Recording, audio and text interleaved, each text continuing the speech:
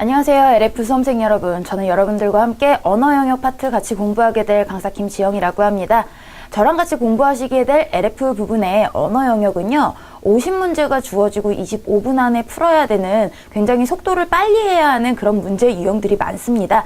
그렇기 때문에 문제별로요. 어떤 식으로 빠르게 접근할 수 있을지를 설명을 드리면서 문제 진행을 해보도록 할게요. 자, 문제 유형은 크게 세 가지로 나뉘어진다라고 생각을 하시면 되겠습니다.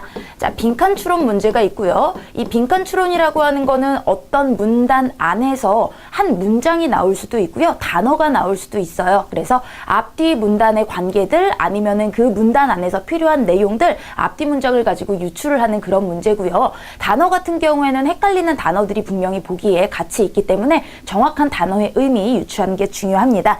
자, 그 다음에 독해 문제가 나오는데요. 독해는 점점 장문 독해로 가고 있어요. 그리고 하나당 한 문제가 나올 수도 있고요. 한 지문에 여러 개의 문제가 복합적으로 출제가 되기도 합니다.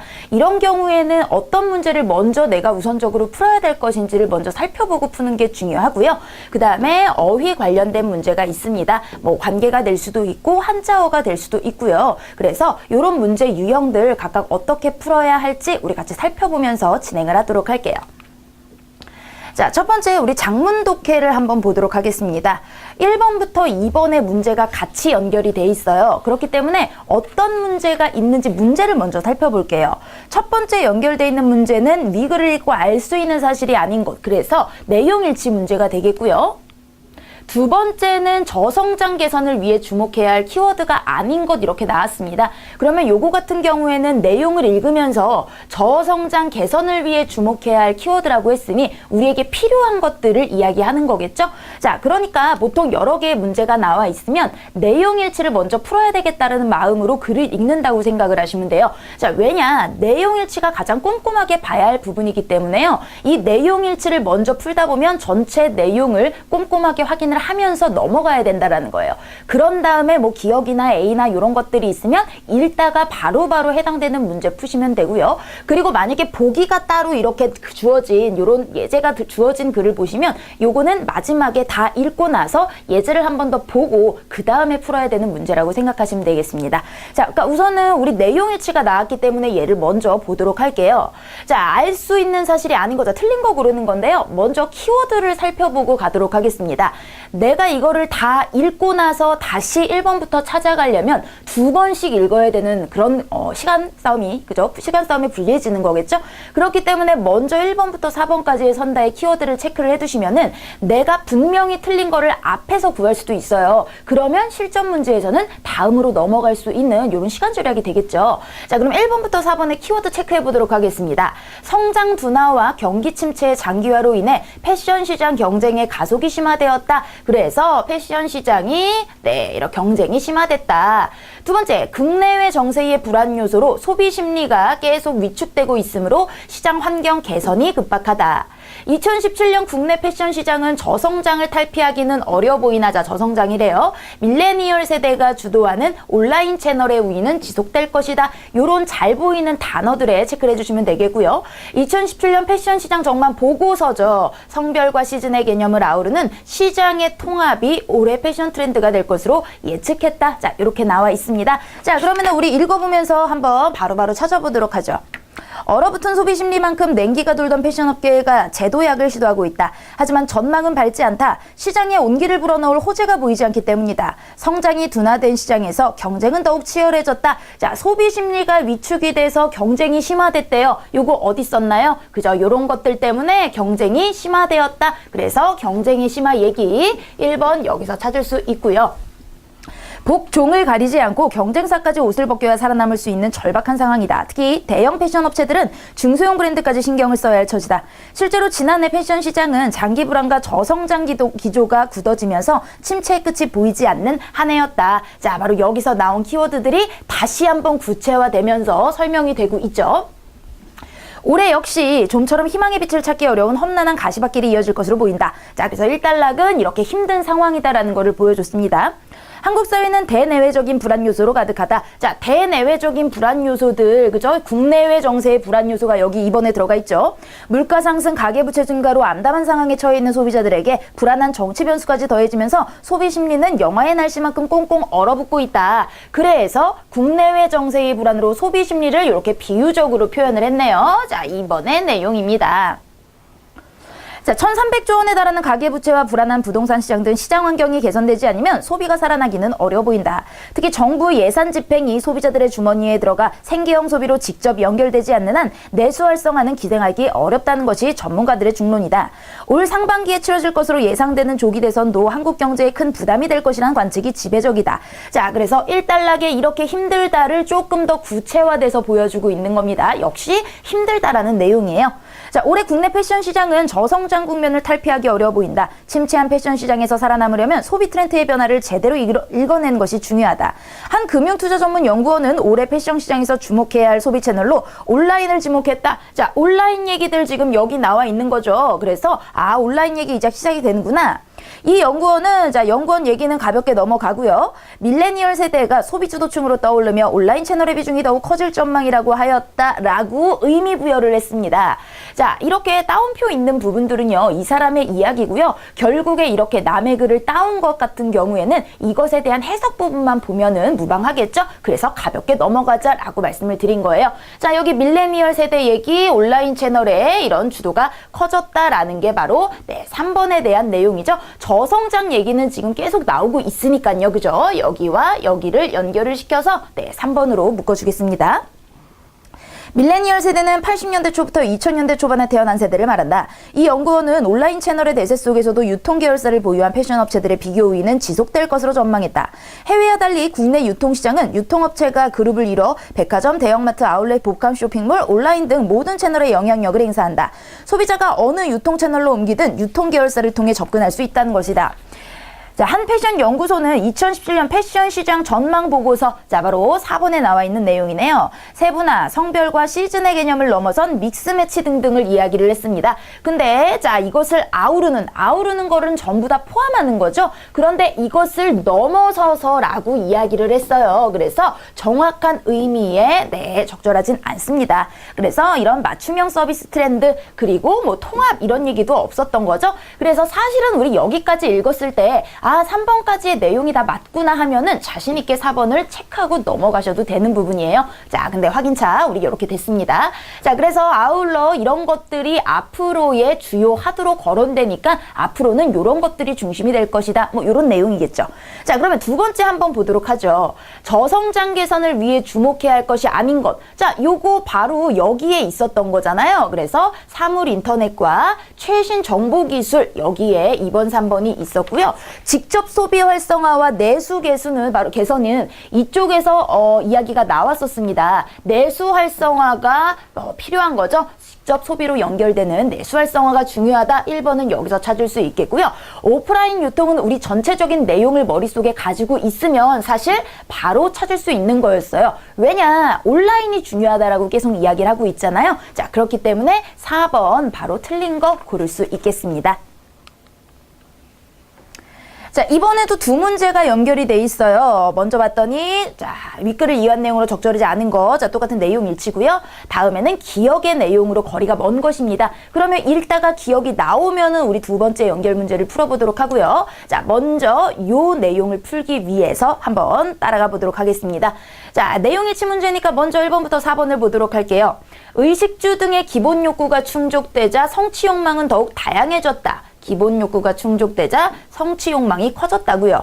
근데 이전의 사람들입니다. 부의 축적에 대해서 부정적인 인식이다. 자, 공학, 경영학 같은 실용학문은 사색적 삶과 활동적 삶이 성공적으로 조합된 결과고요. 근데 이전입니다. 사색적 삶의 고귀함이 사회 질서의 기본 원리이다. 요게 중요하다라는 내용이겠죠. 자, 그러면 한번 읽어보고 내용 일치를 풀어보도록 하죠. 기술이 급속하게 발달함에 따라 인간의 삶은 더욱 여유롭고 의미 있는 것으로 될 것인가, 아니면 더욱 바쁘고 의미 없는 것으로 전락할 것인가? 사색적 삶과 활동적 삶을 대비하여 사회 변화를 이해하는 방식은 이런 물음의 답을 구하는 데 도움이 된다. 자, 화제가 제시가 됐습니다. 이렇게 될 것인가 저렇게 될 것인가 화제 제시하는 첫 문단이었고요. 최초로 인간의 삶을 사색적 삶과 활동적 삶으로 구분한 사람은 아리스토텔레스이다. 그는 진리, 즐거움, 고귀함을 추구하는 사색적 삶의 영역이 생계를 위한 활동적 삶의 영역보다 상위에 있다라고 보면서요. 자, 그러니까 고대적 근대 이전에가 바로 이런 사색적 삶의 영역이 훨씬 중요하다. 이러한 인식은 근대 이전의 오랜 역사 속에 사회 질서의 기본 원리로 자리 잡아왔다. 자, 요거 바로 몇 번에 있었나요? 근대 이전에 사색적 삶이 사회 질서의 기본 원리였다라는 내용 똑같이 연결이 돼 있습니다. 근대에 접어들어 과학혁명과 청교도 윤리 등의 등장으로 활동적 삶과 사색적 삶에 대한 인식은 달라지기 시작했다. 16, 7세기 과학혁명으로 실험정신과 경험적 지식이 중시되면서 사색적 삶의 영역에 속한 과학적 탐구와 활동적 삶의 영역에 속한 기술 사이의 거리가 좁혀졌다. 또한 직업을 신의 소명으로 이해하고 근면과 검약에 의한 개인의 성공을 구원의 징표로 본 청교도 윤리는 생선활동과 부의 측정에 대해 부정적 인식을 불식하는 계기가 되었다. 자, 그래서 여기는 부정적인 인식을 불식했다고 했습니다. 으니 이런 것들을 상관된 이런 부정적인 인식이 바뀌어졌다라는 내용입니다. 자, 요거와 관련된 걸 봤더니요. 근대 이전 여기 있죠. 부의 축적에 대해서 그 전의 사람들은 부정적인 인식을 가지고 있었다. 그랬기 때문에 근대에 와서 부정적 인식을 불식 없애버렸다라는 거죠. 자, 그렇기 때문에 이번 내용 여기서 확인 가능하고요. 이로써 활동적 삶과 사색적 삶이 대등한 이상을 갖게 된 것이다. 18, 19세기 산업혁명을 계기로 활동적 삶은 사색적 삶보다 중요성이 더 커지게 되었다. 생산기술에 과학적 지식이 응용되고 기계 사용이 본격화되면서 기계의 속도에 기초하여 노동규율이 확립됐고 인간의 삶은 시간적 규칙성을 따르도록 재조직되었다. 나아가 시간이 관리 대상으로 부각되면서 시간과 동작의 연구를 통해 가장 효율적인 작업 동선을 모색했던 테일러의 과학적 관리로는 20세기 초부터 생산활동을 합리적으로 조직하는 중요한 원리로 자리 잡았다. 이로써 두뇌에 의한 노동과 근육에 의한 노동이 분리되어 인간의 육체 노동이 기계화되는 결과를 초래했다. 또한 과학을 기술 개발에 활용하기 위한 시스템이 요구되어 공학, 경영학, 3번 얘기 여기 있네요. 실용학문과 산업체 연구소들이 출현하였다. 이는 전통적으로 사색적 삶의 영역에 속했던 진리탐구의 활동마저 활동적 삶의 영역에 속하는 생산활동의 논리에 포섭되었음을 단적으로 보여준다라고 이야기를 했습니다. 자, 공학과 경영학 같은 실용학문들이 성공적으로 조합됐다라는 게 아니라 오히려 진리탐구마저 활동적 삶의 영역에 속하게 돼버렸다라고 나와 있습니다. 그렇기 때문에 부정적으로 본 거죠. 이렇게 성공적으로 조합됐다라는 내용은 옳지 않네요. 자, 우선은 골라봤고요. 우리 1번 내용을 한번 살펴보면서 계속 보도록 할게요. 이처럼 산업혁명 이후 기계 문명이 발달하고 그에 힘입어 자본주의 시장 메커니즘이 사회를 전면적으로 지배하게 따라 근면과 속도가 강조되었다. 활동적 삶이 지나치게 강조된 데 반작용으로 의미 없는 부지런함이 만연해진 세태에 대한 비판의 목소리가 나타나 성찰에 의한 사색적 삶의 중요성을 역설하기도 했다라고 나와 있습니다. 그러면 우리 기억에 나와 있는 거 두 번째 문제를 살짝 봐야 되겠죠? 거리가 먼 거예요. 자, 결국에는 우리가 요거를 다시 되찾아야 한다라는 거겠고요. 근면하지 못한 태도로는 사색적 삶에 이룰 수 없다. 그러면 근면을 중시한 거잖아요. 근면이라고 하는 건 바로 노동과 시간 규칙성과 이런 것에 해당이 되는 겁니다. 그렇기 때문에 근면이라는 단어를 중시하는 거는 적절하지 않죠. 자, 세 번째는요. 자아를 소진하는 건 바람직한 삶의 모습이 아니다. 바로 인간의 욕구를 위해서 자기를 소모해가고 있다라는 거예요. 사색적, 사유적인 삶이 필요하다라는 내용이고요. 인간은 기계가 아니므로 이런 거 노동을 분리하고요. 이렇게 강요해서는 안 된다. 바로 여기에서 부정적으로 본 내용에 대해서 비판을 하고 있는 거죠. 자, 그렇기 때문에 거리가 먼 거 바로 구했고요. 자, 그러면은 어쨌든 문제는 다 풀었으나 우리 마지막 1번이 어디 있는지 한번 확인을 해보도록 할게요. 이제 20세기 말 정보화 세계화를 계기로 시간적 공간적 거리가 압축돼 세계가 동시적 경험이 가능한 공간으로 인식되면서 인간의 삶은 이전과 크게 달라졌다. 기술의 비약적 발달로 의식주의가 나왔네요. 욕구는 충족되었지만 현대인들은 더욱 다양해진 욕구와 성취 욕망을 충족하기 위해서 스스로를 소진하고 있다라고 나왔으므로 자, 여기서 1번까지 다 찾아봤습니다. 자, 역시 두 개 연결된 겁니다. 한 문제는 내용 일치고요. 다음 문제를 봤더니 푸생의 작품 세계를 더 깊이 이해하기 위한 거예요. 그럼 여기 나와 있는 내용 중에서 가볍게 넘어간 내용을 골라서 이걸 더 심화시키겠다라는 내용들이겠죠. 자, 푸생 얘기가 나오면 보도록 하겠고요. 먼저 내용 일치를 한번 보도록 하겠습니다. 푸생의 풍경화에는 영웅인물 플러스 풍경이 조화롭게 담겨 있다. 풋생은 신화 속 이야기를 서사적으로 전환해 그 고대 그리스 로마의 고전미를 계승했다. 풋생은 안정적인 작품 구성을 위해 선을 활용한 기악 구도를 갖췄고요. 당시 프랑스 미술 주류와는 다른 미의 기준을 추구했다. 자, 풋생이라는 사람의 이야기인가 봐요. 17세기 프랑스 화가 풋생은 그림을 통해 경험적 차원 너머에 있는 영원불변한 본질과 이상적 아름다움을 나타내고자 했다. 그가 살았던 바로크 시대에는 바로크 미술이 주류를 이루고 있었는데 그는 바로크 미술이 주로 작가의 즉흥적인 감정을 형상화했다는 점에서 그것이 지적된 사고가 결여된 예술활동으로 규정했다. 자, 기존의 바로크 미술에 대해서 지적인 사고가 결여된 것이다라고 비판적으로 이야기를 하고 있잖아요. 그러니 당시 미술의 바로크 미술과는 반대되는 비판적으로 바라본 사람이구나. 4번 찾았고요. 그는 우연성과 변화무쌍함을 멀리하는 대신 이상적인 아름다움과 영원불변성을 추구했던 고대 그리스 로마의 고전성의 미의 원리를 찾고자 했다. 자, 이거 바로 2번에 나와 있는 뒤에 부분이겠죠. 왜냐하면 풋생은 이성이 자연의 보편 원리를 파악할 수 있는 능력이라 생각했고 고대 그리스 로마의 예술이 이성의 바탕을 둔 것이라고 그래서 이렇게 믿었기 때문이다. 그래서 고대 예술의 주된 대상인 신화나 역사 자 이런 거를 그림의 이야기로 삼았대요. 서사 차원이 아닌 시의 차원으로 전환시켰다라고 얘기했는데 신화 속 이야기는 맞지만 서사적이라는 게 틀린 내용이겠죠? 자, 그럼 다음 문제 넘어가도 되지만 나머지를 찾아보도록 하겠습니다. 자, 계속 보시면 그 다음 단락에 그래서 이를 위해 자 여기 계속 볼게요. 이런 요소들은 철저히 배제했다. 또한 작품 속 인물을 표현할 때 주제를 잘 드러내기 위해서 자신의 표현 의도에 맞는 가장 이상적으로 생각하는 상을 골라서 인위적인 자세를 취하도록 해야 한다고 봤고 그의 작품 구성에 있어서도 화면은 오로지 이성 법칙에 입각한 균형과 대칭 자 선이나 도형을 활용한 기하학적 공간의 구성 여기 선을 활용한 기하학적 구성 바로 3번에 나온 내용이었습니다. 자 이래서 짜임새 있는 안정적 구도를 갖추려고 했다. 이는 자연의 영원불변한 본질을 조화와 질서라고 생각하여 이를 그림에서 구현하고자 한 것이다. 이와 같은 표현 원리들을 통해 영원불변한 본질과 이상적 아름다움을 형상하고자 한 풋생의 노력은 다른 작품에서와 마찬가지로 풍경화에서도 잘 드러난다.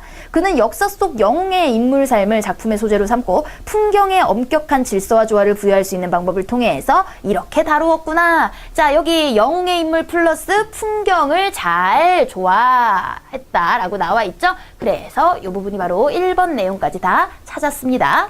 그러면 우리 작품 세계를 더 이해하기 위해 설정한 탐구 주제로 적절하지 않은 거를 골라보도록 할게요. 먼저 자연의 사실적인 모습을 모방한 풋생 작품의 구도. 자, 여기는 구도가 나와 있습니다. 게다가요, 여기서 이야기하는 건 작품은 자연 속의 작품은 사실적인 표현이 아니라 풋생이 생각하는 가장 이상적인 본질적인 자연의 이미지라고 했어요. 그래서 네, 자연의 부분, 자연 부분에서 이제 찾아야 되니까 요 뒷부분에서 찾아야 되겠다 먼저 생각을 하시고 사실적인 모습이 아닌 이런 본질적인 자연을 찾아야 되겠다라고 아시면 되겠고요.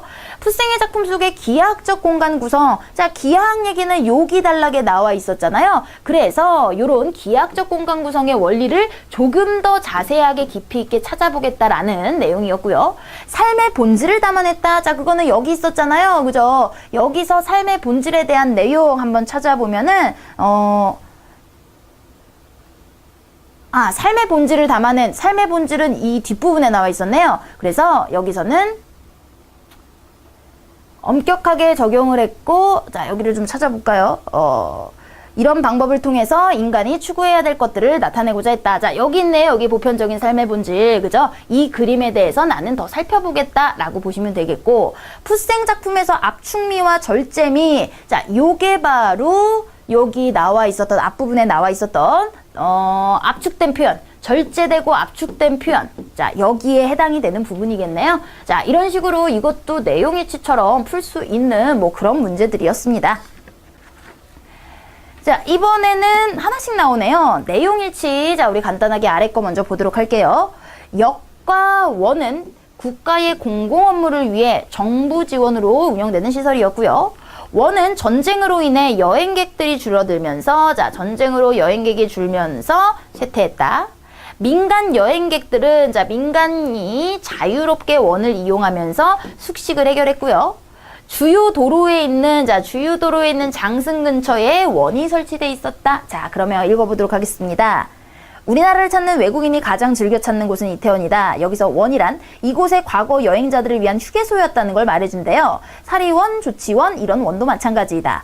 조선 전기에는 여행자가 먹고 자고 쉴 수 있는 휴게소를 원이라고 불렀다. 1530년 발간된 신증 동국 여지승남에 따르면 원은 당시 전국에 1210개나 있었다고 한다. 조선 전기에도 여행자를 위한 편의시설은 잘 갖추어져 있었다. 주요 도로의 이정표와 역원이 일정한 원칙에 따라 세워졌다. 10리마다 지명과 거리를 새긴 작은 장승을 세우고 30리마다 큰 장승, 그리고 큰 장승이 있는 곳에는 역과 원을 설치했다. 자, 그러니까 10리마다 이렇게 여기에 큰 장승이 있는 곳으로 역과 원을 설치했다라는 내용, 이게 바로 4번에 나와 있는 내용들이었죠. 그죠?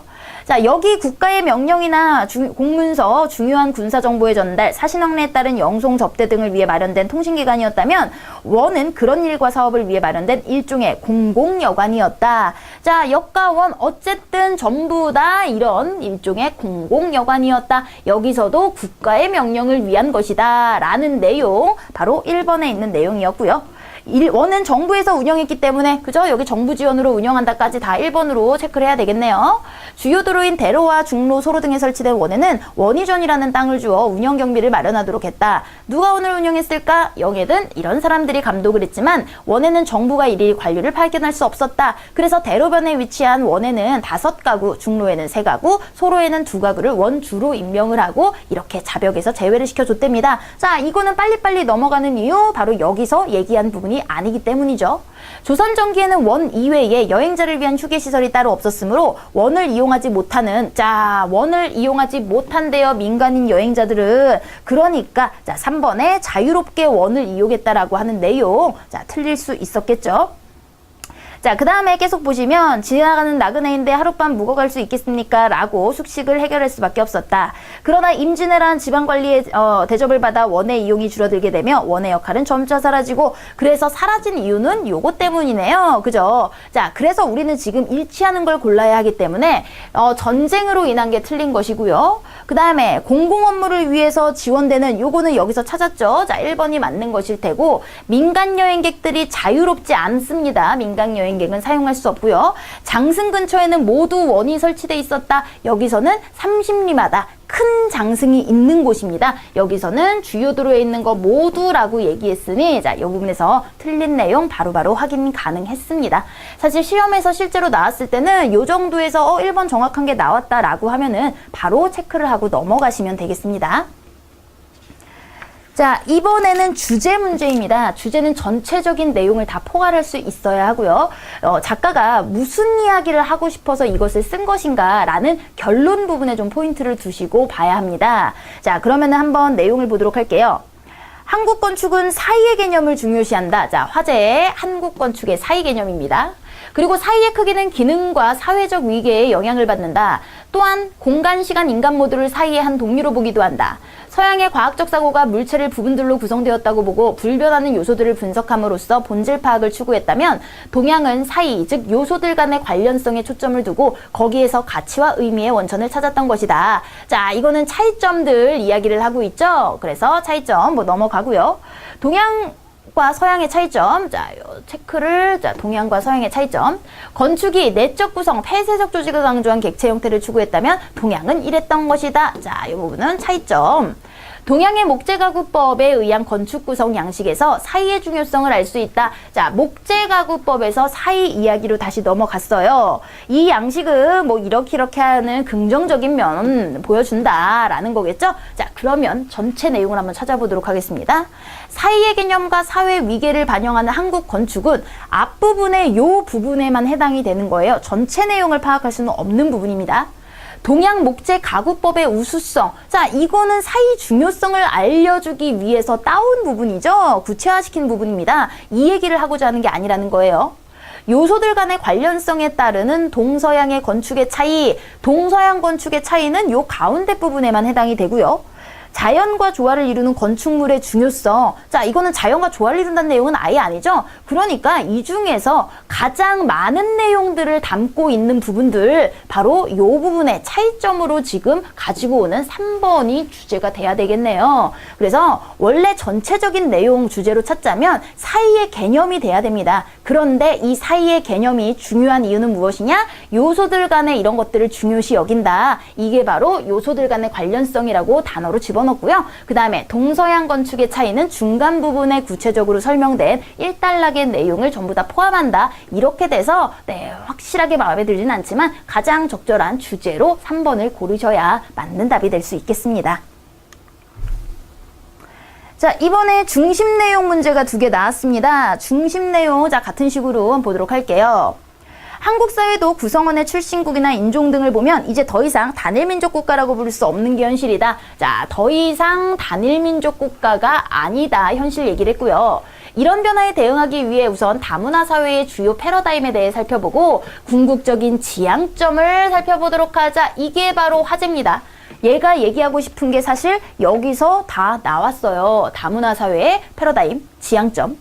다문화 사회의 패러다임은 이러이러한 것이다. 자, 얘가 첫 번째 이야기하겠다라고 한 패러다임이 2단락에 나와 있었고요. 그런데 이런 것들은 뭐 이런 비판도 있고 이러이러하다. 그러니까 자, 마지막을 한번 볼게요. 따라서 이렇게 결론의 접수가 나오면 확인해 보면 되죠. 이런 모형들을 바탕으로 할 때 이런 세계 속의 한국 사회는 다문화 모형에 초점을 두고 접근할 필요가 있다. 자, 궁극적 지향점, 다문화 문화의 우리 패러다임을 이렇게 여기에 초점을 둬야 된다라는 필요성을 얘기를 하고, 두 번째는 궁극적 지향점까지 가야 되니까 다시 나와야 되겠죠. 두 번째 이야기. 다문화 모형을 자, 이렇게 2가지로 나눴습니다. 다원주의는 이러이러한 거, 비슷한 거, 차이점. 이보다 발달된 개념이 다문화주의다. 자, 이렇게 하면서 이런 소수자에 대한, 그러나 단일민족 국가라는 인식이 강하게 작용하는 한국 사회에서 외국인과 이민자에 대한 차별 태도와 이중적 기둥의 문제를 해소하고 이런 목표를 지향해야 할 것이다. 요게 바로 두 번째 이야기를 이렇게 3단락에서 했네요. 그러나 자, 이렇게 해야 하지만 사회 조직 내의 다양성을 강조하기만 하고 다양성과 다문화적인 요소를 제대로 운영하지 못한다면 오히려 혼란만 더하게 돼서 통합이 아닌 분열을 주장할 수 있다. 따라서 다시 나왔네요. 목표가 정해지면은 정책을 이렇게 하고 이렇게 장기적으로 실시하고 추진해야 한다라는 구체적인 활용 방안들까지 나왔습니다. 문제를 제기하고요. 이 문제에 대해서 패러다임 살펴봤죠? 궁극적 지향점 살펴봤죠? 근데 우리가 못하고 있으니 이렇게 장기적으로 해야 한다. 결국 하고 싶은 얘기 주제는 뭘까요? 이 얘기가 되겠죠? 자, 그럼 요것과 똑같은 내용을 한번 볼게요. 적정한 단계의 정책을 설정하여 다문화 사회를 지향해 나가야 한다. 여기 나와 있는 똑같은 내용입니다. 단일민족 국가라는 인식에 대해 사고 전환이 필요하다. 자, 이건 패러다임 얘기뿐이 안 되고요. 외국인과 이민자 문화를 받아들이도록 노력해야 된다. 자, 단순히 문화를 받아들이는 게 아닙니다. 외국인과 이민자에 대한 차별적 태도 이런 거를 우선시해야 된다. 이런 것도 중요하지만 궁극적으로 말하는 목표는 바로 요것이다 라는 전체적인 내용이 돼야 되는 1번 내용, 가장 내가 중심 문장이라고 생각하는 내용과 같은 내용을 고르시면 그게 바로 곧 주제가 되는 겁니다. 자, 짧지만 마찬가지예요. 랑케는 오로지 실제했던 사실만 기술하고자 했다. 자, 랑케의 사실. 사료에 대한 비판적 검증을 통해서 사실만을 가려냈고요. 모든 것은 역사적, 객관서적 같은 얘기를 하고 있습니다. 자, 객관적, 역사적인 연관을 찾대서 이렇게 실증적인 탐구 방법을 추구했다. 사실을 있는 그대로 처음부터 끝까지 전부 다 랑케가 어쩌고 있대요. 역사에서 실증적인 사실, 객관을 중시하는 방법. 자, 그런 내용 어딨나 봤더니 저자의 삶의 맥락에서 이런 내용 없었고요. 역사를 현재에 적용하는 창조적 해석 얘기 없었고, 순수한 사실을 위해 노력한 실증주의 역사학자가 그저 사실을 위한 사실주의 방법을 이야기했구나. 객관적 사실과 주관적 해석 사이 갈등 문제도 나온 내용은 아니었습니다. 자, 주제 이야기입니다. 전체 내용 파악을 해보도록 할게요. 흔히 어떤 대상이 반드시 가져야만 하고 그것을 다른 대상과 구분해주는 속성을 본질이라고 한다. 자, 본질의 의미가 나왔고요. 자, 이거는 그냥 구체적인 예시니까 가볍게 넘어갈게요. X의 본질이 뭐고 Y의 본질이 뭐고 뭐 이런 식으로 나온 자, 이런 예시 단락은 그냥 가볍게 넘어가도록 하고요. 예컨대 자, 또 까투리 이야기를 가지고 있습니다. 자, 그래서 암컷인 꿩은 애초부터 까투리라고 우리가 규정한 것이므로 본질이기에 이라고 말하기에는 허망하다. 자, 그러니까 본질을 말하기에는 애매하다. 다시 말해 본질은 까투리라는 따로 존재해 우리가 발견한 게 아니라 까투리라는 낱말을 만들면서 자, 본질에 대해서 이렇게 사후 구성이라고 이야기를 했네요.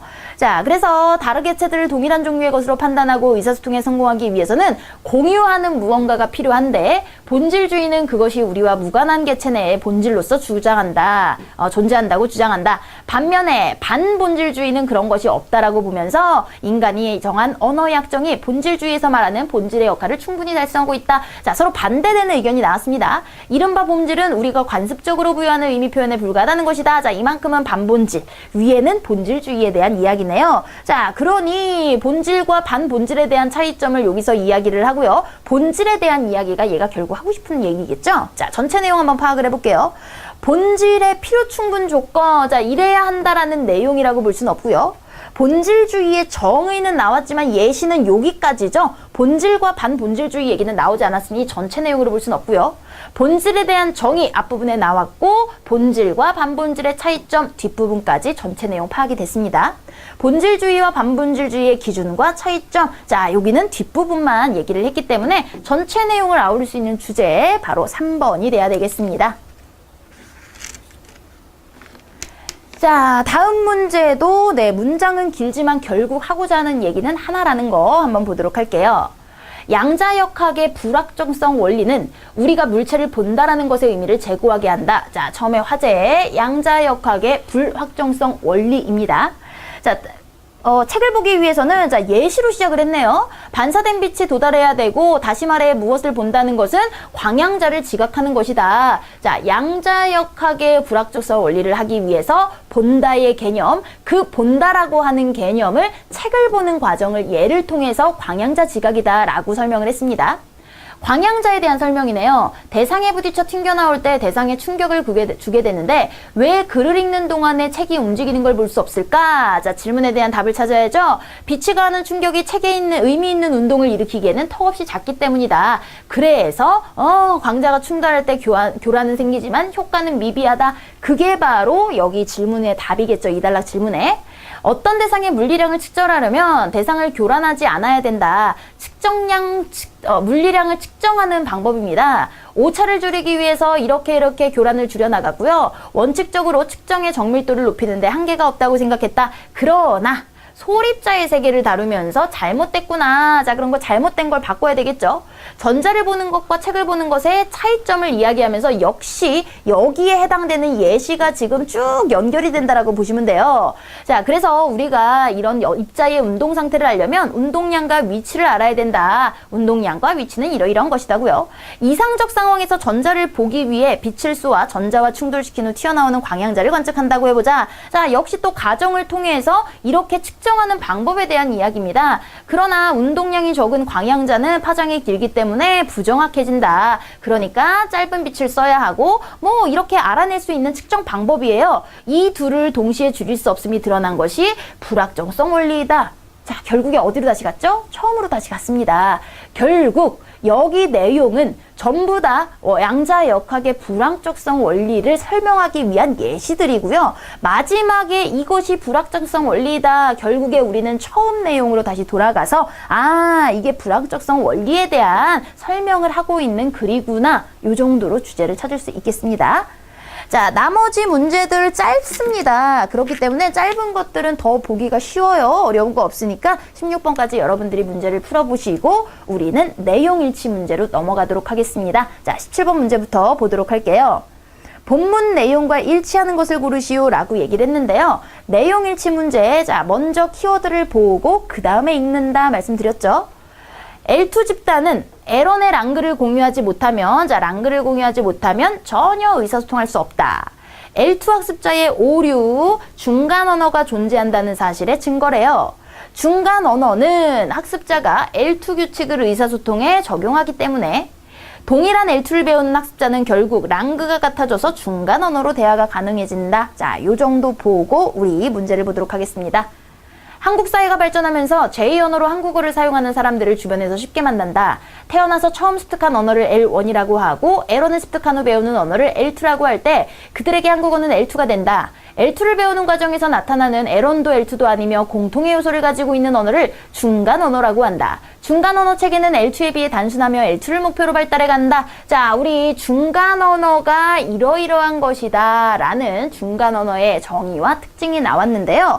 여기서 중간 언어는 이러이러한 것이다 바로 3번에서 나와 있습니다. 그런데 3번의 내용과는 그저 일치하지는 않습니다. 이렇기 때문에 발생하는 게 아니라 배우는 과정에 부분적으로 가지고 있는 언어를 중간 언어라고 한다요. 자, 계속 볼게요. 한국어가 L1인 사람과 L2인 사람은 동일한 랑글을 공유하지 않기 때문에 의사소통에 장애를 받는 경우가 많다. 랑글란 동일 언어 공동체 구성원의 머릿속에 내재되어 있는 언어 규칙이고요. 한 언어 내에 서로 다른 방언 화자들이 의사소통에 특별히 장애를 받지 않는 이유가 동일한 랑글 때문입니다.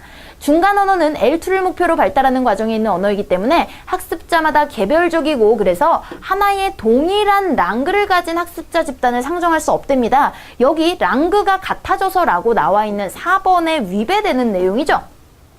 자, L1이 다르더라도 L2를 배우는 학습자 간엔 불완전하게나마 의사소통이 가능하다라고 했습니다. 근데 1번에 전혀 의사소통을 할 수 없다고 했으니 이것도 틀린 거네요. 자, 그러면 우리 통밥으로 맞는 건 2번밖에 없겠구나 라고 체크하고 넘어갈 수 있겠죠. 자, 2번 어딨나 확인해 볼게요. L2 학습자는 오류를 생성하기 마련이다. 과거에는 오류를 성공적인 L2 습득을 위해 나타나지 말아야 하는 것으로 간주했다. 하지만 유아의 언어 습득에서 나타나는 오류를 언어 발달의 자연스러운 신호로 보는 것처럼 지금은 L2 학습자의 오류도 같은 관점으로 해석한다. 많은 경우 오류는 L1의 부정적 간섭으로 발생한다. 그러나 오류 중엔 L1, L2 어느 규칙으로도 설명되지 않는 것들이 있는데 L2 학습자의 중간 언어 규칙에 의한 것으로 중간 언어가 실제한다는 증거가 된다. 바로 똑같은 얘기 여기서 찾아보았습니다. 자, 같은 내용입니다. 무아래 무늬는 원래 무늬보다 작게 짧은 길이를 측정하는데 용이하다. 빛이 존재하지 않더라도 빛의 존재에 볼 수 있다. 무아래 무늬를 이용하면 비행기 좌우 대칭을 확인할 수 있고요. 겹쳐진 두 줄무늬의 파장 크기가 차이가 날수록 선명하다. 자, 이 정도 키워드로 체크를 하고 읽어보도록 하겠습니다. 우리는 햇빛이 비칠 때 모기장이 겹쳐있는 부위에서 모기장의 격자 간격보다 크고 다양하게 변하는 얼룩 무늬를 볼 수 있다. 모기장의 경우 주기적인 무늬가 겹쳐져서 원래 무늬보다 큰 무늬를 만드는 것을 간섭이라고 하고 이때 생기는 무늬를 무아래 무늬라고 한다. 자, 원래 무늬보다 무아래 무늬 작게 나타나고 했는데 여기보다 큰 무늬를 만드는 현상을 이를 무늬를 무아래 무늬라고 한다라고 얘기했으니 1번 틀린 거 확인했고요. 왜 일어나는 것일까? 이는 빛의 간섭과 관련이 있다. 즉 빛이 있어야만 원리입니다. 근데 빛이 존재하지 않더라도가 나왔으니 2번도 틀렸네요. 자, 계속 볼게요. 예를 들어 같은 굵기의 선을 투명한 필름 위에 규칙적이고 일정한 간격으로 그려놓고 선 간격만 약간 다른 필름을 겹친 다음 그중 하나를 움직이면 물결 모양의 무아래 무늬가 나타난다. 이 현상은 파장이 비슷한 무늬가 겹쳐질 때 나타나며 겹치는 두 줄무늬의 파장 크기가 크게 차이가 나거나 줄무늬의 각도가 일정 범위를 넘어나면 나타나지 않는다. 자, 파장 크기 얘기 4번에 있었죠? 근데 나타나지 않는다라고 했어요. 선명하게 틀린 얘기입니다. 그러면 우리는 통밥으로 3번 골라야 하지만 어디 있는지 확인을 해볼게요. 자, 여기는 무아래 무늬가 방송에서 얘기가 되는 건데 3번은 방송 얘기가 아니라 비행기 얘기를 찾아야 돼요. 자, 끝까지 디지털 카메라 나왔고요. 여러 분야에 쓰인다. 자, 여기서 무아래 무늬가 쓰이는 부분, 자, 빠르게 넘어가서 비행기 날개가 어딨나 봤더니 자, 마지막에 있었네요. 무아래 무늬를 이용하면 이렇게 찾을 수 있다. 그래서 답이 확정적이다. 내가 확인을 하고 싶다. 이런 경우에는 우리가 키워드로 체크한 단어만 빠르게 눈을 움직이셔서 찾으시면 그게 바로 확인하는 작업이 될 수 있겠습니다. 자, 조금 짧아졌습니다. 인종차별주의는 사람을 인종에 따라 구분하고 이에 근거해 한 인종 집단의 이익이나 다른 인종 집단의 이익을 더 중요하다고 보는 것이다. 자, 요것도 먼저 봐야죠. 그죠? 특정 집단에 대한 차별 대우는 사회적 문제 야기. 인종이나 종교, 민족에 대한 객관적 시각으로 평가해야 된다. 특정 집단에 속한 구성원들은 다른 집단의 이익을 고려할 필요가 있다. 특정 집단의 차별 대우는 합당한 차이가 있다면 정당화될 수 있다. 자, 요 정도입니다. 그래서 차별주의 얘기가 시작이 됐죠. 인종에 따라 구분하고 이에 근거해 한 인종 집단의 이익이 다른 인종 집단보다 중요하다고 보는 게 차별주의네요. 그 결과 한 인종 집단의 구성원은 다른 인종 집단의 구성원보다 더 나은 대우를 받게 된다. 특정 종교에 대한 편견이나 민족주의도 다르지 않다. 그러나 여기에 심각한 문제가 있다. 왜냐하면 특정 집단 사이에 차별 대우가 정당화되기 위해서는 그 집단들 사이에 합당한 차이가 있어야 되는데 그렇지 않기 때문이다. 바로 차별 대우가 정당화되기 위해선 합당한 차이가 있어야 된다. 바로 4번에 대한 내용을 바로 고를 수 있겠죠? 우리 지금 맞는 거 찾으니까 바로 4번 체크를 하고 넘어갈 수 있습니다. 그러면서 인종차별, 민족주의 이런 경우는 합당한 차이가 없기 때문에 차별 대우가 정당화되지 않는답니다. 정당화되는 경우도 있다. 예를 들어 이런 거 차별적인 지원을 한 경우 이런 건 예시로 나온 거기 때문에요. 자, 여기 사회 문제를 야기한다는 내용 딱히 없고요. 나머지들을 봤더니 이렇게 해야 된다라는 거는 전혀 내용에 나와 있지 않은 내용이고요. 네, 여기서 찾을 수 있는 거는 4번밖에 없겠네요. 자, 마찬가지로 내용 일치하지 않는 겁니다. 자, 문제는 길지만 푸는 방법은 똑같아요. 음성 인식 기술은 컴퓨터에 미리 저장된 기준 패턴에 입력된 음성인 입력 패턴을 비교하여 단어를 인식하는 것이다. 자, 얘네들이 비교하는 거고요. 음성 신호를 음소 단위로 정확하게 나누는 것이 쉽지 않아서 음소 추정 구간을 만든다. 특징 패턴은 사람들마다 각각 가지고 있는 특성을 나타내는 정보들로만 각각의 특징들로 나타낸다. 음소 추정 구간의 길이가 아무리 길어도 특정 패턴은 한 개로만 추출된다. 자, 그럼 한번 보도록 하겠습니다. 음성인식 기술은 컴퓨터가 사람이 말하는 소리를 인식하여 해당 문자열로 바꾸는 기술이다. 사람의 말은 음소들의 시간적 배열로 볼 수 있다. 컴퓨터는 각 단어의 음소들의 배열을 기준 패턴으로 미리 저장해 두고 입력된 음성에서 추출한 입력 패턴과 비교하여 단어를 인식한다. 요렇게 비교를 한다라는 1번의 내용이었고요. 음성을 인식하기 위해 먼저 입력된 신호에서 잡음을 제거한 후에 음성 신호만 추출한 다음 음성 신호를 하나의 음소로 판단되는 구간인 음소 추정 구간들의 배열로 바꾸어준다. 그런데 음성 신호를 음소 단위로 정확히 나누는 것은 쉽지 않다. 이를 해결하기 위해서 단위 구간으로 나누고 이 단위 구간 하나만으로는 또는 연속된 단위 구간을 이어붙여 음소 추정 구간을 만든다. 자, 이게 바로 2번에 나와 있는 음소 단위로 나누는 게 쉽지 않기 때문에 이렇게 만든다. 바로 2번에 나온 내용이었네요. 자, 계속 보면 음성의 비교는 음소 단위로 이루어지는데 음소 추정 구간에 해당하는 음소를 알아내기 위해서는 특징 벡터를 추출한다. 각 음소 추정 구간에서 추출하는 특징 벡터는 한 개이다. 자, 이렇게 한 개라고 아예 숫자 똑같은 거 바로 4번이 나와 있었죠? 특징 벡터는 음소를 구별하는 데 필요한 정보를 수치로 나타낸 것으로 길이에 상관없이 한 개로만 추출된다. 그죠? 4번 얘기. 그러니 자신 있게 3번으로 찍고 확인을 해보도록 하겠습니다.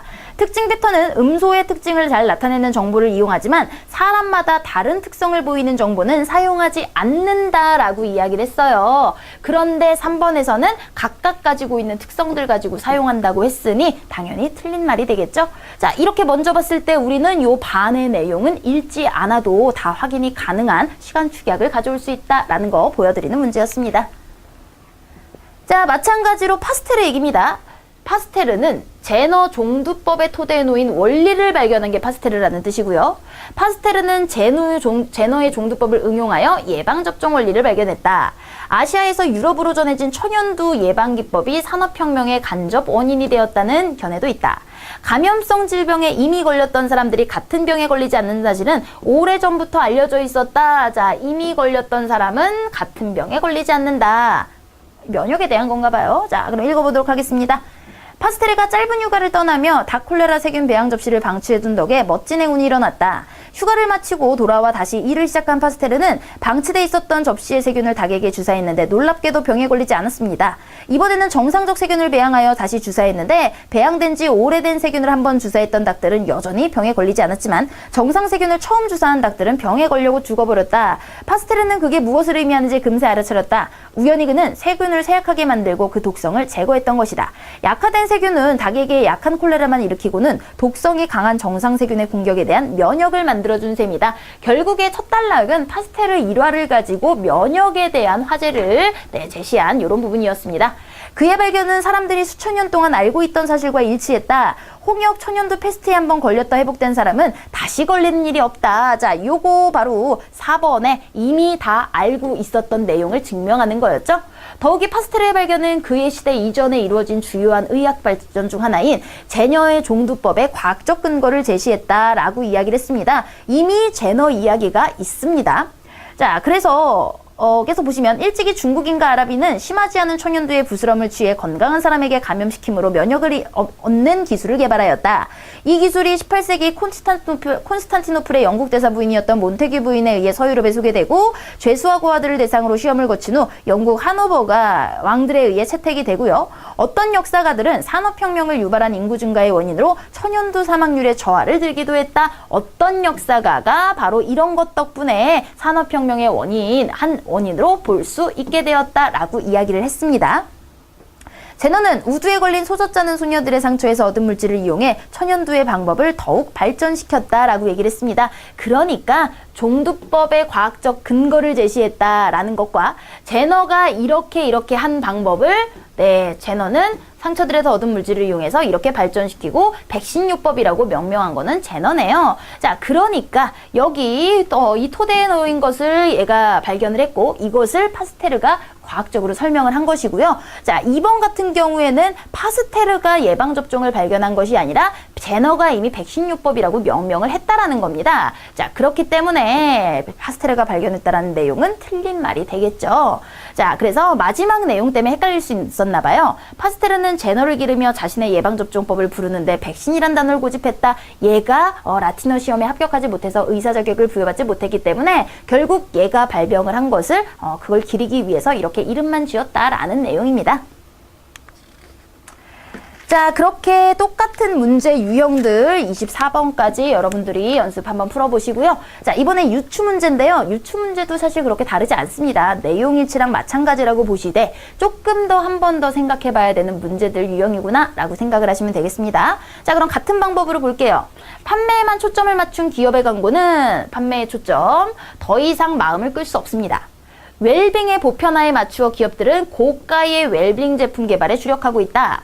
레저용 차량, 공기청정기 등의 판매량과 시장 규모가 지속적으로 늘어난다. 웰빙에 대한 관심이 높아지면서 식품 안전에 대한 집착이 심해졌다. 자, 집착이라는 단어예요. 자, 그럼 볼게요. 건강하고 만족스러운 인생을 살자는 의미의 웰빙은 미국에서 채식 생태주의와 같은 사회 대안운동으로 시작되었다. 반면 한국의 웰빙은 개인의 건강과 행복을 최우선으로 삼는다. 잘 먹고 잘 살기 위해 유기농 음식을 먹고 친환경 소재로 만든 옷을 입고 건강에 유익한 소재로 지은 집에 살기를 원한다. 또한 맑고 깨끗한 환경을 추구하고 여행도 하고요. 이 같은 한국에서의 웰빙 열풍은 전 산업 분야에 걸쳐 불게 되었고 대중매체를 통해 확산되었다. 그러나 기업이 주도적으로 상품 판매를 위한 마케팅 전략으로 웰빙을 이용하며 웰빙의 의미가 왜곡이 되고 있구나. 그러니 여기서 이런 상품 판매를 위해서만 이용을 해서 문제점이구나. 자, 여기 이런 상품 판매를 통해서 계속 하고 있다라는 내용이죠. 자, 그래서 사실 3번 내용이 여기서 유추가 가능한 내용이라고 볼 수 있습니다. 자, 요가나 스파, 스파이스 피트니스 클럽을 즐기며 비싼 유기농 식재료, 자, 이거 부정적인 거예요. 고급화되고 이런 집착 등으로 웰빙 형태가 되고, 자, 근데 안전에 대한 집착이 아니라 지나친 건강에 대한 집착입니다. 자, 4번 틀린 내용 여기서 찾았고요. 안전에 대한 게 아닙니다. 그럼에도 불구하고 개인적 웰빙에서 출발한 한국형 웰빙도 점차 이렇게 긍정적으로 바뀌고 있구나. 웰빙 마케팅을 발판 삼아 상품 판매에만 열을 냈던 기업들이 웰빙 경영에 뛰어들면서 웰빙은 점차 새로운 형태로 발전하고 있고 이렇게 보편화될 것이다 라는 내용입니다. 자, 그렇기 때문에 고가의 웰빙 제품에 주력하고 있다는 여기에서 점점 바뀌어가고 있다는 내용에 틀 수는 없고요. 판매에만 초점을 맞춘 광고 얘기는 아니죠. 웰빙 얘기에서 벗어났습니다. 그래서 유추할 수 있는 3번의 내용만이 답이 될 수 있겠습니다. 자, 마찬가지입니다. 아시안 아메리칸 학생들의 성공, 일시적 허구적이다. 집단으로서의 인종들은 사회에서 한정된 배분을 놓고 갈등한다. 모범적 소수인종은 고유의 정체성을 외면하고 있다. 소수인종은 인종 차이가 초래할 부정적인 효과에 대해 인식하고 있다. 자, 요 정도입니다.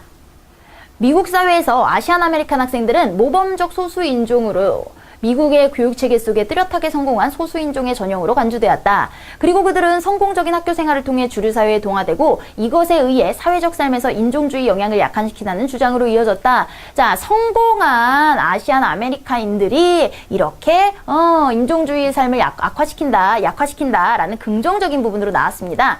하지만 아시안 아메리칸 학생들의 이런 정형화된 이미지처럼 인종주의 장벽을 넘어 미국 사회 구성원으로 참여하고 있는지는 의문을 제기했죠. 그렇지 않다라는 얘기를 하고 싶은 겁니다.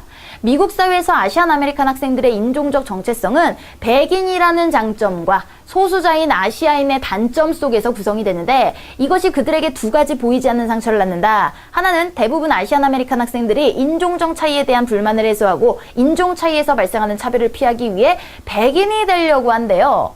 다른 하나는 다른 사람이 자신을 아시아계 사람으로 연상하지 않도록 아시아인으로부터 이탈시킨답니다. 그러므로 모범적 소수인종으로서 아시안 아메리칸 학생은 백인에 가까운 또는 아시아에서 먼 아메리칸으로 성장할 위험에 있다. 즉 정체성이 그저 외면하고 있다라는 내용입니다. 나머지 얘기는 일시적이고 허구적인 것이라는 이 부분 가지고 유추할 수 있지 않나 생각을 할 수 있지만 그렇지 않다라는 겁니다. 성공은 맞아요. 하지만 이 성공을 통해서 주류로 이렇게 인종차별주의를 약화시키고 있는지 그것은 아니다라는 겁니다. 그 다음에 2번 같은 경우에는 자원 배분 얘기 나오지 않았고요. 이거는 주어부터 틀렸어요. 소수인종에 대한 이야기 전체적인 파악을 할 수는 없는 내용이겠죠. 자, 그래서 다음 문제인 추론 문제 이번에는 마찬가지로 옳지 않은 것들을 고르는 거기 때문에 이것도 같은 방법으로 여러분들이 파악을 하시면 될 문제들이고요. 자, 새로운 문제용 29번으로 넘어가도록 하겠습니다. 다음 글이 의도하는 바예요. 사실 요거 주제입니다. 글이 의도하는 거는 결국 글쓴이가 작가의 의도, 작가의 주장, 즉 주제를 이야기하는 중심 내용을 찾는 주제 찾는 문제입니다. 앞부분에서 했었죠. 자, 그럼 한번 보도록 할게요. 어떤 회사가 판매하는 에어컨이 고객의 99.9%부터 좋은 반응을 얻었다고 하자 근데 나머지 0.1%에 포함된 불같은 성질의 소비자가 그 에어컨과 에어컨을 만드는 회사 직원들을 비난하는 메시지를 끊임없이 보낸다고 하자 그것은 마치 마이크 볼륨을 0에서 1000까지 조절할 수 있는 회의실에서 자 이런 비유적인 걸 빼버리고요. 내가 에어컨을 사는 사람이라면 그런 전자 게시판에 들어가 봐야 시간만 낭비하는 사람이다. 자 그러니까 내가 에어컨을 산다면 이런 전자 게시판의 댓글은 보지 않겠다. 시간 낭비다. 고함 소리밖에 들을 수 없기 때문이다. 나 같은 사람이나 에어컨을 만드는 회사 입장에서는 억울하기 짝이 없는 노릇이다. 하고 싶은 얘기는 이겁니다. 나는 그런 전자 게시판에 들어가서 보는 쓸데없는 짓은 하지 않을 거야. 왜? 0.1%의 소리 고래고래 지르는 사람들이기 때문이지. 자, 그럼 그 내용 한번 볼까요? 광고가 필요하다 아니고요. 전자기기 구입 시 주의사항 아니고요. 전자 게시판의 역기능을 지적을 하는 거죠. 손공의 얘기도 뭐 어렵지 않게 우리가 틀린 거 확인할 수 있는 문제들입니다. 자, 이번에는 글에 대한 설명으로 옳지 않은 거예요. 자, 짧은 얘기니까 한번 보도록 할게요. 역사 담론이란 이해 당사자가 자신을 위해 직접 과거를 조직하는 방식이다. 자, 역사 담론이 무엇인지 화제고요. 역사란 기본적으로 특정 사람, 계급, 집단이 자신들을 위해 경쟁적으로 과거의 해석을 자서전적으로 구성하는 전쟁터이며 힘의 마당인 것이다. 힘 있는 자들의 역사라는 내용이네요. 이 마당에서는 과거에 대한 각각의 견해들을 각양각색으로 통합하고 배제하고 중심하고 주변화한다. 자기 구미에 맞는 것들을 이렇게 구성을 하는 힘의 마당이다. 자, 그러면 요 내용. 과거에 대해 객관적이며 중립적인 서술이야말로 역사학의 본령이며 최대의 미덕이라고 가르쳤던 과거 역사관에 반대한다. 자, 과거 역사가 객관적 중립적인 서술이라는 건데 여기서는 자기 구미에 맞게 바꾼다라고 했으니 주관적인 역사학을 이야기하는 거죠. 그렇기 때문에 반대하는 입장 맞고요. 역사라는 것은 특정 의도를 가진 역사가들에 의해 만들어진 언어적 구성물이다. 자, 만들어졌다. 바로 이런 것들입니다. 세계 역사는 모든 계급이 경쟁을 통해 통합하여 구성한 견해이므로 객관성을 인정받았다. 자, 주관적인 역사를 이야기하기 때문에 3번이 틀린 내용이겠고요. 일종의 이데올로기로서 역사서술은 본질적으로 사회 구성원 사이의 권력관계를 반영을 한다. 자, 맞는 힘의 마당이다. 라는 내용이 되겠네요. 자, 이번에 글쓴이 견해와 일치하지 않는 것 역시 내용일치 문제라고 보시고 푸시면 되겠습니다. 제사를 받드는 법은 중요하게 여겨져야 된다. 사대부 양반가에서 행해지는 윤행은 예제에 어긋나기 때문에 고치도록 해야 한다. 예예는 정성과 공경함이 제일이므로 이게 없는 제사는 지내지 않는 게 낫다. 재산을 분배할 때는 부모에 대한 봉양과 제사를 지내는지가 분배에 중요하다. 자, 요 정도 되겠습니다. 예부터 종가에서 제사를 받드는 법은 그 중요함을 인식하여 예제를 다룬 글에 소상히 적혀 있었다. 중요하다 나와 있었죠? 그래서 이렇게 1번의 내용 찾았고요. 특히 제사를 종가에서만 지내고 여러 자손에게 윤행시키지 않도록 되어 있는데 어찌된 일인지 우리나라에서는 종가의 법이 제대로 지켜지지 않은 지 오래되어 제사를 여러 자식들에게 윤행시켜 사대부 양반가 집에서 모두 관례가 되었으니 이를 바꿀 수는 없다. 자, 윤행을 시키는 게 잘못된 것이지만 이미 이렇게 돼서 바꿀 수는 없다. 자, 고치도록 해야 한다. 바로 여기서 틀린 거 2번 찾았고요. 자, 나머지 볼게요. 출가한 딸자식의 경우 다른 집안의 사람이 되어 남편을 따라야 하는 의리가 있으므로 성인의 예제에서도 다른 등급을 낮추었다. 세상의 사대부 양반집에서는 이를 가볍게 보고 사위집에서 제사를 윤행시키는 경우가 수없이 많다. 그러나 일찍이 사위와 외손을 보건대 핑계를 대고 제사를 지내지 않고 거르는 경우가 많았다. 예에도 정성과 공경이 없으면 오히려 안 지내는 게 낫다. 요거 바로 3번에 대한 내용 차근차근 나오네요. 우리 가문에서는 일찍이 아버님께 아뢰고 형제들이 직접 합의하여 사위와 외손에게 제사를 윤행시키지 않음을 정식으로 하여 대대로 진행토록 하였다. 정리상으로 보면 비록 아들과 딸 사이 차이가 없지만 딸은 부모가 살아있을 때 봉양할 길이 없고 죽은 후에 제사를 지내지 않으니 재산을 나눌 때 어찌 똑같이 줄 수 있겠는가. 그래서 봉양과 제사의 이런 것에서 벗어났기 때문에 똑같이 재산 분배할 때 요게 들어가는구나 라고 파악을 할 수 있겠죠. 자, 이번에는 취지에 맞지 않는 거. 그럼 이 글의 취지가 뭔지를 먼저 파악을 해야 되겠네요. 자, 그럼 이 글의 주제를 파악을 하고 그 다음에 보기를 보도록 하겠습니다. 어떤 연구자는 리더십을 목표 달성을 위해 행사되는 영향력이라 정의 내리고 리더의 공통된 자질로 이런 것들을 꼽았다. 그러나 더 중요해집니다. 실제로 리더가 갖춰야 할 조건이란 이론적인 것이며 상황에 따라서 달라진다. 결국 얘가 하고 싶은 얘기는 리더의 자질은 이렇게 많지만 상황에 따라 달라지는 거다. 이겁니다. 정치 세계에 있어 리더십의 요건이 경제, 군대, 교육계에 있어서 같을 필요는 없다. 전개를 생각할 때, 그러니까 상황에 따라 달라진다라는 예시 단락이 되겠죠. 자, 쭉 보면은 상황에 따라서 계속 유효하다. 다른 유형이 기능할 수도 있다. 리더십이란 특정인만 가지고 있는 것이 아니라 오히려 후천적인 것이며 훈련에 따라서 가능하다. 그러나 모든 조직, 집단, 국가는 광의에 있어서 환경이 있고 적합성, 맞는지가 중요하다. 어려운 것은 익히는 것보다 어떤 것을 익히고 발휘하면 되느냐, 이게 더 중요한 것이다. 통솔력이 뛰어난 리더가 되는 것보다 조직 환경에 있어 바람직한 것이 무엇인지를 찾는 게 중요하다. 자, 계속 뭡니까? 리더의 역할은 상황에 따라 다르기 때문에 훈련에 따라 또 익힐 수 있기 때문에 상황을 정확히 파악해서 바람직한 리더상을 찾는 게 중요하다. 이게 전체 내용이네요. 자, 그러면 조직별로 리더에게 요구되는 자질은 다르므로 뛰어난 장군이 뛰어난 전투가가 될 수 있다고 단정 지을 수는 없다. 자, 이거는 조직별로 요구되는 것은 다릅니다. 그렇기 때문에 뛰어난 장군이 정치가가 됐다라고 볼 수는 없다. 그죠? 다를 수 있다라는 겁니다. 이거는 여기에 대한 내용이고요. 독재형 리더십이 제대로 기능할 수 없던 조직이나 국가에서도 상당히 다른 애들이 거기에 맞는 애들이 될 수도 있다라는 예시겠고요. 같은 조직이더라도 처한 상황이나 환경이 다르면 유효한 리더십이 달라질 수 있다. 그죠? 리더십의 유연성. 리더십은 선천적인 것은 아님으로까지는 맞지만 훈련에 따라 여기까지는 맞지만 강력한 통솔력이 리더십에 대해서 필요한 것들은 아니죠. 통솔력이 뛰어난 것보다는 바람직한 환경에 맞는 리더상이 무엇이냐, 요게 더 중요하다라고 얘기를 했습니다. 그래서 앞부분은 맞지만 강력한 통솔력 얘기가 틀렸구나. 자, 이렇게 보시는 게 전체 주제와 맞게 연결을 시킬 수가 있겠죠. 자, 이번에 두 문제가 같이 연결이 돼 있습니다. 자, 첫 번째는 중심 내용 전체 얘기고요. 두 번째 얘기는 내용 일치니 요거를 먼저 풀어보도록 해야 되겠네요. 모든 무질서한 권력을 억제하는 게 민주주의의 목적과 이상이다.